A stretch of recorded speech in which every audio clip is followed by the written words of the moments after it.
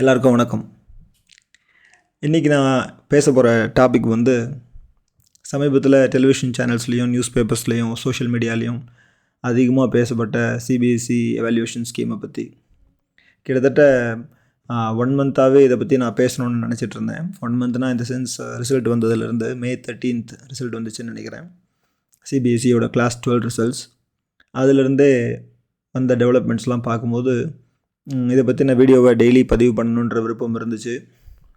இருந்தாலும் ஒவ்வொரு நாளும் இந்த நியூஸ் இவால்வ் ஆகிட்டே இருந்ததுனால ஸ்லோவாக மானிட்டர் பண்ணுற மாதிரியான சுச்சுவேஷன் வந்துருச்சு. கடைசியாக June 7th ரீவேல்யூஷனுக்காக லாஸ்ட் டேட் அப்படின்னு சிபிஎஸ்சி கோட் பண்ணியிருந்தாங்க. அது வரைக்கும் நடந்த டெவலப்மெண்ட்ஸை ஸ்லோவாக பார்க்கும்போது நிறைய விஷயங்கள் இதில் டிஸ்கஸ் பண்ணணும்னு தோணுச்சு. நான் ஜட்ஜு கிடையாது, இது கோர்ட்டும் கிடையாது. பட் நடந்த நிகழ்வுகளை அப்படியே நான் புரிஞ்சுக்கிட்டது மாதிரி பதிவு பண்ணணும்னு விருப்பப்படுறேன். யாரோ ஒருத்தரையும் குறை சொல்கிறதுக்காகவோ சிஸ்டமை குறை சொல்கிறதுக்காகவோ வேறு எதுக்காகவோ இந்த பதிவு இல்லை. 3 ஸ்டூடெண்ட்ஸ் இதில் பெரிய ரோல் ப்ளே பண்ணியிருக்காங்க. உண்மையிலே கன்ஸ்ட்ரக்டிவான ரோல் ப்ளே பண்ணியிருக்காங்க. அவங்களுக்கும் சிஸ்டமை குறை சொல்லணுன்றது எய்ம் இல்லை அப்படிங்கிறது என்னுடைய ஒப்பீனியன். அதில் குறிப்பாக வேதாந்த் ஸ்ரீவத்சவா அப்படிங்கிற ஒரு ஸ்டூடெண்ட், அவர் தான் ஸ்டார்ட் பண்ணார் எல்லாத்தையும். இந்த May 13th ரிசல்ட் வந்துச்சுன்னு சொன்னேன் இல்லையா, கிளாஸ் 12க்கு. அப்போது அவருடைய மார்க்ஸ் ரொம்ப கம்மியாக இருக்குதுன்னு ஃபீல் பண்ணி ஹி அப்ளைட் ஃபார் ரீவேல்யூவேஷன். அப்போ அப்ளை பண்ணும்போது அவருக்கு வந்த ரீவேல்யூவேஷனில் அவருக்கு வந்த ஆன்சர் ஷீட்ஸ் மிஸ்மேட்ச்டாக இருந்துச்சு அப்படிங்கிற மாதிரி ஹீ ஃபெல்ட். ஃபிசிக்ஸில் ரொம்ப மார்க் கம்மியாகிடுச்சு அப்படிங்கிறது அவருடைய எய்ம். அவர் ஃபிசிக்ஸ், இங்கிலீஷ், மேக்ஸுக்கு போட்டார்னு நினைக்கிற ரீவேல்யூவேஷன் வேதாந்த் ஸ்ரீவத்சவா. அண்டு 2வது ஸ்டூடெண்ட் நிசார்கா அதிகாரி. அவர் ஒரு எத்திக்கல் ஹேக்கர். வேதாந்த் ஸ்ரீவத்சவான்னு சொன்ன நான் முதல் ஸ்டூடெண்ட். அவர் May மாதம்தான் இந்த விஷயத்துக்குள்ளே வராரு. பட் நிசார்கா அதிகாரி அப்படிங்கிற ஸ்டூடெண்ட் February மந்த்தே சிபிஎஸ்சி போர்ட்டலில் ஹேக் பண்ணுறதுக்கு ஈஸியாக இருக்குது. ஸ்டூடெண்ட்டே உள்ளே என்ட்ராகி ஈஸியாக லாகின் பண்ணி மார்க்ஸை மாற்றுற மாதிரியான சுச்சுவேஷன் இருக்குது அப்படின்னு எல்லாருக்கு முன்னாடியும் இந்த விஷயத்தை கொண்டு வந்தார். பட் எனிவே அப்போது சிபிஎஸ்சி பெருசாக அதை கண்டுக்கல. இது நடந்தது February 2026. அதுக்கப்புறம் தான் May மாதம் ரிசல்ட் வந்துச்சு. அப்போ தான் வேதாந்த் ஸ்ரீவத்சவா அவருடைய மார்க்ஸ் கம்மியாக இருக்குது அப்படின்ட்டு அப்ளை பண்ணியிருக்கார் ரீவேல்யூவேஷன். அப்போ மிஸ்மேட்ச் ஆகிருக்கு ஆன்சர் ஸ்கிரிப்டு. இதுக்கு அடுத்து நடந்த டெவலப்மெண்ட்ஸில் சார்த்தங் சித்தாந்த் அப்படிங்கிற ஒரு ஸ்டூடெண்ட் இந்த விஷயம்லாம் நிறைய நடந்திருக்கு. நிறைய ஸ்டூடெண்ட்ஸ்க்கு இதை மாதிரி டிஸ்கிரிபன்சி இருக்குதுன்னு ஃபீல் பண்ணியிருக்காங்க. ஸ்கேன்ஸ் ரொம்ப பிளரியாக இருந்துச்சு அந்த ஓஎஸ்எம். அப்புறம் போர்ட்டல் கிளிச் இருந்திருக்கு, பேஜஸ் மிஸ் ஆகிருந்திருக்கு, சரியாக எவாலுவேட் பண்ணலை ஆன்சர் ஷீட்ஸை அப்படின்னு சொல்லியிருக்காங்க. மிஸ்மேட்ச் இருந்திருக்கு நம்ம வேதாந்த் கேஸில் இருந்த மாதிரி. இதெல்லாம் நிறைய பேர் இருக்கவும் சார்த்தங் சித்தாந்த் அப்படிங்கிற 3வது ஸ்டூடெண்ட், நான் பேச போகிற 3வது ஸ்டூடெண்ட், அவர் இந்த OSM on screen marking system இல்லையா, அது எப்படி இந்த சிஸ்டம்மை யார் இதை டேக் கேர் பண்ணிக்கிட்டாங்க அப்படின்னு ஒரு ஜேர்னலிஸ்ட் மாதிரி இன்வெஸ்டிகேட் பண்ண ஆரம்பிச்சிருக்காரு. அவர் நிறைய லார்ஜ் ஸ்கேலில் டெண்டரில் சில டிஸ்கிரிபன்சிஸ் இருக்குது அப்படின்னு அவர் கோட் பண்ணியிருக்கார். கிட்டத்தட்ட 15 அலிகேஷன் அவர் போஸ்ட் பண்ணியிருக்காரு. நான் அலிகேஷன்ற வார்த்தையை யூஸ் பண்ணுறேன், ஏன்னா இன்னும் இதெல்லாம் ப்ரூவ் பண்ணப்படலை. பட் டெவலப்மெண்ட்ஸ்லாம் பார்க்கும்போது அலிகேஷன்ஸ் ரொம்ப பெருசாக இருக்குது.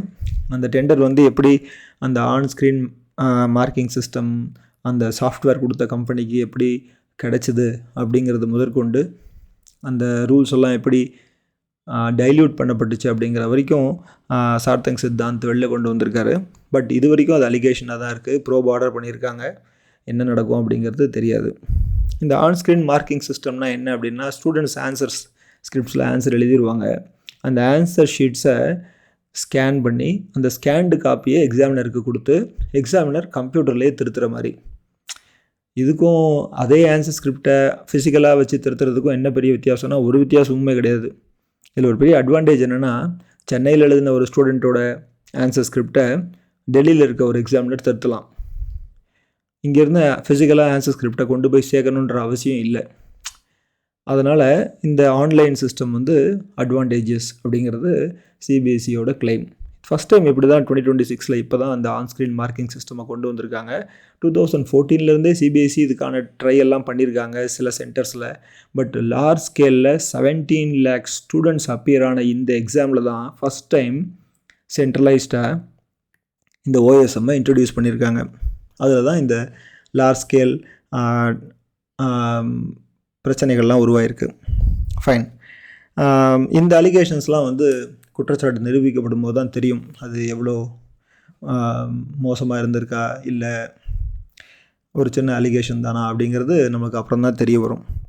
இந்த கம்பெனி வந்து இந்த எடுத்துக்கிட்ட கம்பெனி வந்து கோஎம்ட். இதெல்லாம் சோஷியல் மீடியாவில் இருக்குது, நான் கம்பெனி பேரை சொல்ல வேணாம்னு நினச்சேன். பட் கோஎம்ட்டுங்கிற ஒரு கம்பெனி தான் இந்த ஓஎஸ்எம்மோட இந்த சாஃப்ட்வேரை ப்ரொவைட் பண்ணியிருக்காங்க. இவங்க தான் 2019 தெலுங்கானா ஸ்டேட் போர்டோட இன்டர்மீடியேட் எக்ஸாம்ஸை இதே மாதிரி ஓஎஸ்எம் முறையில் நடத்தின ஒரு கம்பெனி. அப்போ அந்த கம்பெனியோட பேர் குளோபரினா. ஃபைன். தெலுங்கானா இன்டர்மீடியேட்டுங்கிறது +1 +2. அதில் மொத்தம் 9.7 lakh கேண்டிடேட்ஸ் எழுதியிருக்காங்க அந்த 2019 தெலுங்கானாவில். என்ன இப்போ இதை பேசிகிட்டு இருக்கும்போது தெலுங்கானா 2019க்கு நான் போயிட்டேன்னு நீங்கள் நினைக்க வேண்டாம். இதில் ஒரு சின்ன லிங்க் இருக்குது. அப்படி தான் நான் அண்டர்ஸ்டாண்ட் பண்ணிக்கிட்டேன் நான் படித்த நியூஸ் சோர்ஸஸ்லேருந்து. 2019 தெலுங்கானாவில் இதே கம்பெனி தான் இன்டர்மீடியேட் எக்ஸாம்ஸோட எவாலுவேஷனை பார்த்துருக்கு. 9.7 lakh கேண்டிடேட்ஸ் எழுதியிருக்காங்க. அதில் 3.8 lakh கேண்டிடேட்ஸ் 9.7 lakh கேண்டிடேட்ஸ் எழுதி 3.8 lakh கேண்டிடேட்ஸ் ஃபெயில் ஆகிட்டாங்க. பாஸ் பர்சன்டேஜ் ரொம்ப மோசமாக இருந்திருக்கு.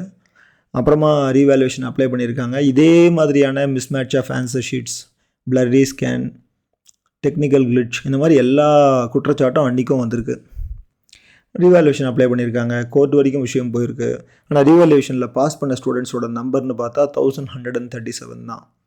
இப்படி தான் ரொம்ப கம்மி பர்சன்டேஜ் தான் சேஞ்சஸ் இருந்ததுன்றதுனால இந்த குளோபரினாங்கிற கம்பெனி இந்த அலிகேஷன்லேருந்து வெளியில் வந்துட்டதா அந்த குளோபரினா கம்பெனி கிளைம் பண்ணுறாங்க. அந்த கம்பெனி தான் இப்போ கோஎம்ட் அப்படின்னு மாறியிருக்கு. அந்த கம்பெனி தான் இப்போது 2026 சிபிஎஸ்சியோட ஆன்ஸ்க்ரீன் மார்க்கிங் சிஸ்டமை எடுத்திருக்காங்க. சரிங்களா? இதுதான் இந்த இந்த இந்த சினாரியோவில் தான் இந்த ஓஎஸ்எம் கான்ட்ரவர்சிஸ்லாம் எரப்ட் ஆகிருக்கு. மொத்தம் 17 லட்சம் பேர் எழுதியிருக்காங்க இந்த வாட்டி சிபிஎஸ்சி. அதில் 15 லட்சம் பேர் பாஸ் ஆகிட்டாங்க. பாஸ் பர்சன்டேஜ் குறைஞ்சிருக்கு இன்ஃபேக்ட் இந்த வாட்டி போன வருஷத்தோட.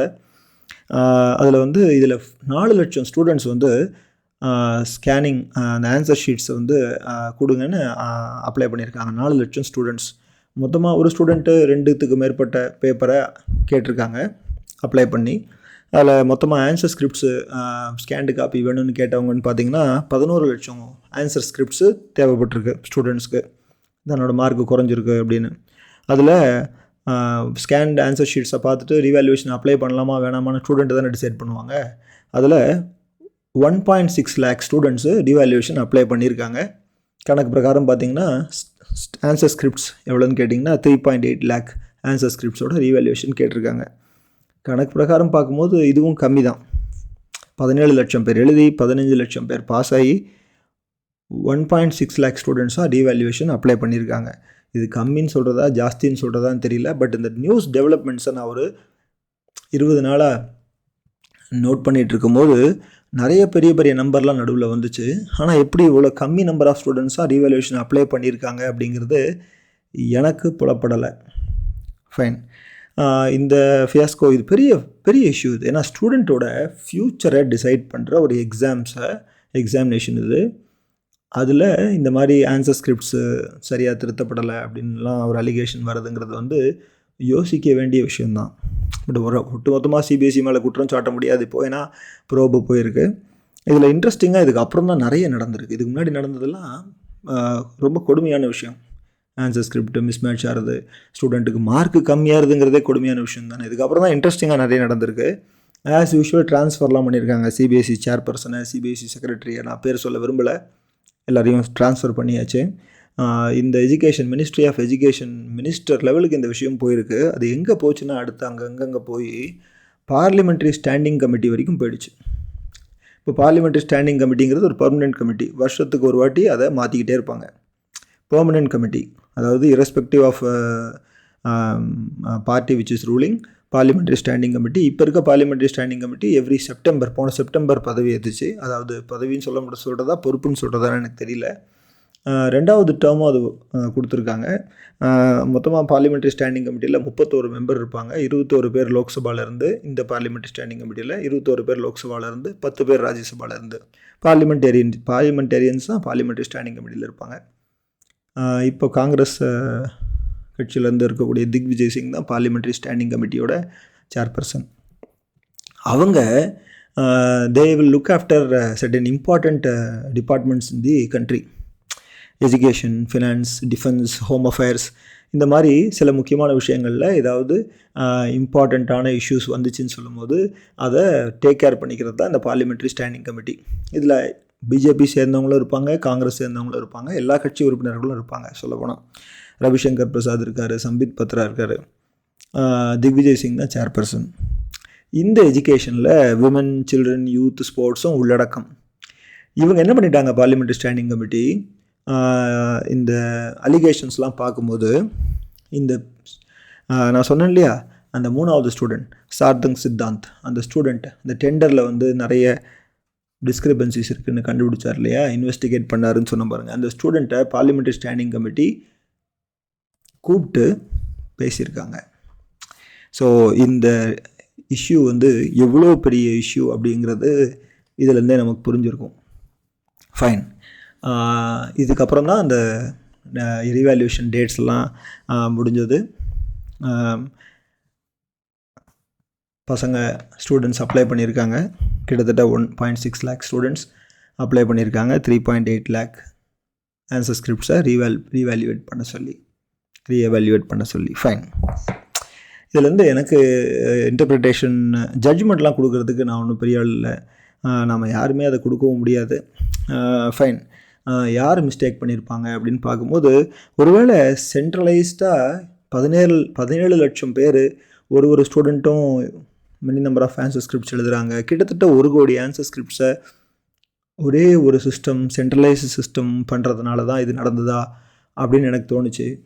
பட் சென்ட்ரலைஸ்டாக இருந்தாலும் டீசென்ட்ரலைஸ்டாக இருந்தாலும் ஒரே ஸ்டாண்டர்ட் மெயின்டைன் பண்ணணும்னா சென்ட்ரலைஸ்டாக பண்ணுறது தான் சரி. அப்போ டீசென்ட்ரலைஸ்டாக இருந்தால் இது நடந்திருக்காதா? இல்லை, டீசென்ட்ரலைஸ்டாக இருந்தால் இது நடந்திருக்கும். But volume of work taken by decentralised system கம்மியாக இருந்திருக்கும். எனக்கு இதை உடனே நான் ரிலேட் பண்ணிக்கிட்டேன். என்னுடைய ஒரு 10-15 வருஷத்துக்கு முன்னாடி நான் படித்து தெரிஞ்ச விஷயம். தமிழ்நாடுல அண்ணா யூனிவர்சிட்டி வந்து கிட்டத்தட்ட 500க்கு மேலே இருக்க காலேஜுக்கு அஃபிலியேட்டிங் யூனிவர்சிட்டியாக இருந்துச்சு. அப்போது ப்ரொஃபஸர்ஸ்க்கெலாம் எக்ஸாமினேஷன் கண்டக்ட் பண்ணுறதுலேயே அவங்களுடைய வேல்யூபிள் டைம்லாம் போகிறது அப்படின்னு நினச்சாங்களோ என்னமோ கவர்மெண்ட்டு. கிட்டத்தட்ட இந்த மாதிரியான ஒரு இன்ஃபரன்ஸ் தான் எனக்கு வந்துச்சு பேப்பரில் படிக்கும்போது. அப்போது பார்த்துட்ருக்க எக்ஸ்பர்ட்ஸு என்னை கொஞ்சம் கரெக்ட் பண்ணணும், நான் தப்பாக இருந்தேன். என்ன பண்ணாங்கன்னா, அண்ணா யூனிவர்சிட்டியை 5ஆக பிரிச்சுட்டாங்க. அண்ணா யூனிவர்சிட்டி ஆஃப் டெக்னாலஜி அப்படிங்கிற பேரில் சென்னை ரீஜனுக்கு ஒன்று, திருநெல்வேலி ரீஜனுக்கு ஒன்று, திருச்சி ரீஜனுக்கு ஒன்று, கோயம்புத்தூர் ரீஜனுக்கு ஒன்று, மதுரை ரீஜனுக்கு ஒன்று. கரெக்டாக சொல்கிறேன்னு நினைக்கிறேன். அண்ணா யூனிவர்சிட்டி ஆஃப் டெக்னாலஜி இந்த 5 ரீஜனில் பிரிஞ்சுட்டு எக்ஸிஸ்டிங் யூனிவர்சிட்டி இருக்குல்ல அண்ணா யூனிவர்சிட்டி, அது தனி யூனிட்டரி யூனிவர்சிட்டியாக இருந்துச்சு. அது ரிசர்ச்சை மட்டும் பார்த்துக்குச்சு. ஸோ 500 காலேஜ், கிட்டத்தட்ட 500 காலேஜ் இந்த 5ஆக பிரிஞ்சு volume of work confined to a particular college, particular university குறைஞ்சி போச்சு, பர்டிகுலர் ரீஜன் குறைஞ்சி போச்சு. இதனால் ரிசர்ச்சுக்கு அதிகமான டைம் ஒதுக்கக்கூடிய சிச்சுவேஷன் வந்துச்சு அப்படின்னு கவர்மெண்ட், அப்போ இருந்த கவர்மெண்ட் 2007 நடந்த விஷயம் இது. கொஞ்சம் எவால்வ் ஆச்சு 2010 வரைக்கும். அப்போ இருந்த பொலிட்டிக்கல் லீடர்ஷிப் தமிழ்நாடுல இப்படி அண்ணா யூனிவர்சிட்டியை டீசென்ட்ரலைஸ்டாக ஆக்கினாங்க. அஃப்கோர்ஸ் இப்போ அப்படி இல்லையே அப்படின்னு நீங்கள் பார்த்துட்டு இருக்கவங்க கேட்கலாம். ஆல்ரெடி தெரிஞ்சவங்களுக்கு இந்த விஷயம் ரீகலெக்ட் பண்ணிக்கலாம். நீங்கள் இதை தெரியாதவங்க இப்போ அப்படி இல்லையேன்னு கேட்பீங்க இல்லையா? ஆமாம், அதுக்கு அடுத்து வந்த ரெஜிம் 2011க்கு அப்புறம் வந்த ரெஜிம் என்னாச்சு, தமிழ்நாடு லீடர்ஷிப்பை எல்லாத்தையும் மெர்ஜ் பண்ணி விட்டுட்டாங்க. இப்போ ஒரே ஒரு அண்ணா யூனிவர்சிட்டி தான் இருக்குது. இது வந்து அந்த பேர்டன் ஆஃப் ஒர்க்லோட டிஸ்ட்ரிபியூட் பண்ணி நிறைய ரீஜன்ஸாக கொண்டு வந்த ஒரு சிஸ்டம். இதையும் நான் இப்போது நடந்த சிபிஎஸ்சி எவால்யூவேஷன் டிஸ்கிரிபன்சியும் ஒன்றா பார்க்க முடியுமா ஃபர்ஸ்ட் ஆஃப் ஆல் அப்படின்லாம் என் மைண்டில் தோணுச்சு. தெரியல, இன்டர்பிரிட்டேஷன் தப்பாக ரைட்டான்னு எனக்கு தெரியல. பட் சிபிஎஸ்சியில் நடந்த இந்த பிரச்சனைக்கு காரணம் வெறுமனே சென்ட்ரலைசேஷன் மட்டும் இருந்திருக்க வாய்ப்பு இல்லை. பட் சென்ட்ரலைசேஷனாக ஒரே ஒரு போர்ட்டல், அந்த ஓஎஸ்எம் போர்ட்டல், அதில் ஸ்கேன் பண்ணி அனுப்பிச்சிருக்காங்க.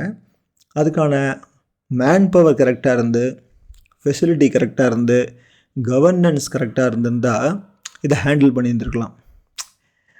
மேபி லீடர்ஷிப் இஷ்யூ அது தெரியல. லீடர்ஷிப்பை கொஷின் பண்ணுற அளவுக்கு நான் ஒன்றும் பெரிய ஆள் இல்லை, ஃபைன். ஸோ லீடர்ஷிப் இஷ்யூவான்னு எனக்கு தெரியல. அதனால தான் சிபிஎஸ்சி செக்ரட்டரியும் சேர்பர்சனையும் மாற்றிட்டாங்களான்னு எனக்கு தெரியல, ஃபைன்.